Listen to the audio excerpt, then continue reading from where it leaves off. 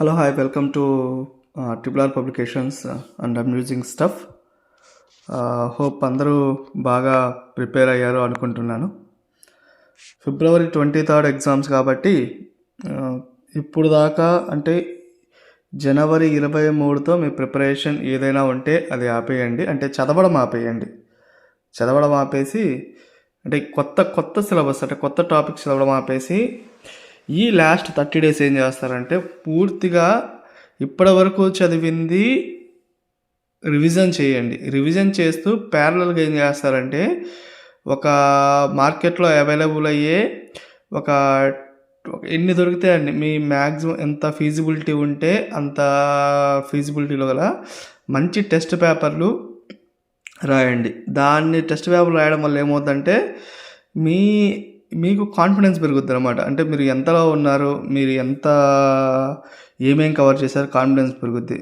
ఈ టెస్ట్ పేపర్లో ఏమవుద్దంటే మీరు ప్రిపేర్ అయిన వాటిలో కాకుండా ఇంకొన్ని బిట్స్ తగులుతాయి కాబట్టి వాటిని మళ్ళీ నోట్స్ చేసుకొని మళ్ళీ వాటిని రివైజ్ చేయండి.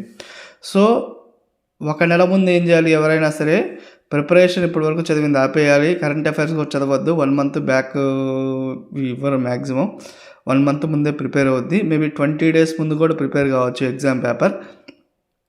అందుకని చెప్పేసి మీరు స్టాప్ చేసేసి ఇప్పటి వరకు జరిగిందంతా ఓన్లీ నోట్స్ చేసుకుంది రివైజ్ చేయండి. మీరు ఏవైతే పేపర్స్ టెస్ట్ పేపర్లు లేకపోతే మామూలు పేపర్లు రాసిన తర్వాత వాటిలో మిస్టేక్స్ ఉంటారో వాటి నుంచి వచ్చినవి కూడా రివైజ్ చేయండి. రివైజ్ చేసిన తర్వాత పర్ఫెక్ట్గా ఎగ్జామ్ అనేది ఎగ్జిక్యూట్ చేయండి. ఈ టెస్ట్ పేపర్లో కూడా ఎలా చేస్తారంటే టైం లిమిట్ పెట్టుకొని టైం లిమిట్ ప్రకారం పేపర్ తీసేసుకొని టెస్ట్ పేపర్స్లో first of all go through the paper. ఒక 2 minutes 3 minutes వేస్ట్ అయినా పర్లేదు, పేపర్ మొత్తం వెళ్ళండి. మీ స్ట్రాంగ్ సబ్జెక్ట్ అంటే ఇప్పుడు మీరు సపోజ్ 5 chapters ఉన్నాయి. ఫస్ట్ చాప్టర్లో బాగా స్ట్రాంగ్ ఉంటారు. కొంతమంది ఎనర్జీ సెక్టర్ సెకండ్ చాప్టర్లో, కొంతమంది బయోడైవర్సిటీలో స్ట్రాంగ్ ఉంటారు, లేకపోతే కొంతమంది పొల్యూషన్స్ కానీ వాటిల్లో స్ట్రాంగ్ ఉంటారు అనమాట.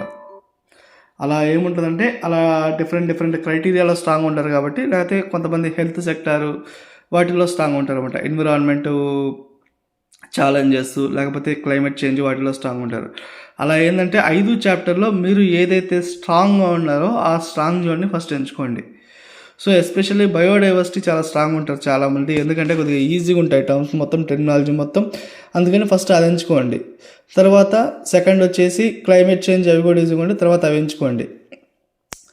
తర్వాత వచ్చేసి పొల్యూషన్ సిస్టమ్ ఈజీగా ఉండి తర్వాత అది ఉంచుకోండి. తర్వాత ఫస్ట్ చాప్టర్ ఉంచుకోండి. సెకండ్ చాప్టర్ అనేది అంబిగ్విటీ అనమాట. అంటే ఎనర్జీ సెక్టర్ అంత క్రైటీరియా వచ్చేసి ఎక్కువ పొటెన్షియాలిటీ ఉన్న మ్యాటర్ ఎక్కడ దొరకదనమాట. సో దాంట్లో నుంచి క్వశ్చన్స్ అనేవి కొద్దిగా ఎక్కడి నుంచో అవుట్ ఆఫ్ బాక్స్ కూడా ఉండొచ్చు అనమాట. అందుకని చివరిలో అది ఎంచుకోండి.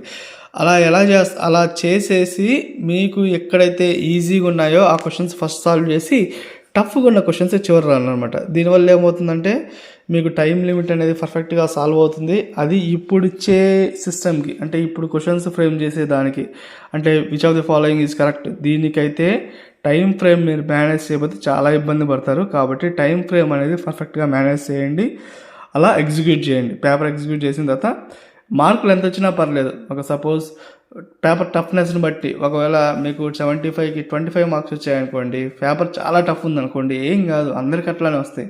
మీరు చదివిందే పక్కన చదువుంటారు కదా, అందుకనే మార్క్స్తో మీకేం ఇబ్బంది లేదు.